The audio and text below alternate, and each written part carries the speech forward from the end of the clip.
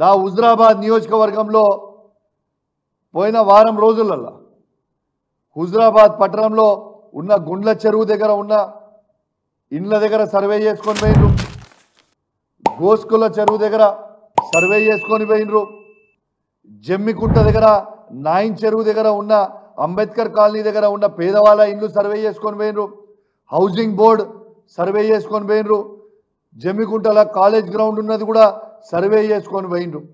బిడ్డ చెప్తున్నా రేవంత్ రెడ్డి సాబ్, రాసి పెట్టుకో, మా హుజరాబాద్ నియోజకవర్గంలో ఏ ఒక్క పేదవారి ఇల్లు కూలగొట్టినా హుజరాబాద్ అగ్ని గుండమైతుంది బిడ్డ చెప్తున్నా, తస్మాత్ జాగ్రత్త అని చెప్తా ఉన్నాను. నేను అధికారులను కూడా హెచ్చరిస్తా ఉన్నాను.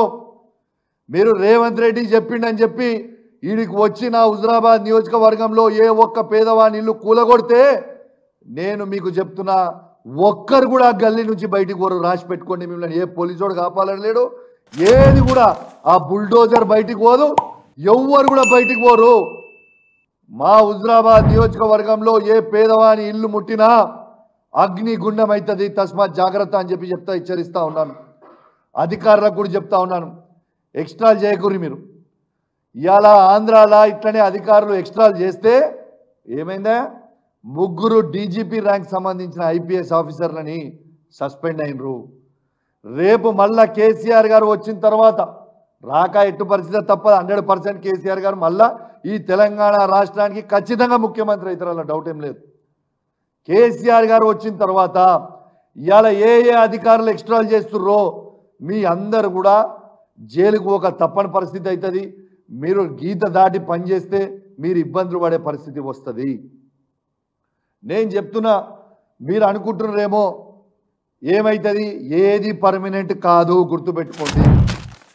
మీరు రూల్స్ ప్రకారం చేయరు తప్పితే, అసలు వాస్తవంగా చెప్పాలంటే అసలు వీళ్ళు కూలగొట్టుడు ఏందో నాకు అర్థమవుతుంది. మొన్న మా కిషోర్ గారు చెప్పారు, ఆల్రెడీ హైకోర్టు జడ్జిమెంట్ కాపీ ఉంది, ఏ పేదోని ఇల్లు కూలగొట్టొద్దు అనేది హైకోర్టు జడ్జిమెంట్ కాపీ ఉంది.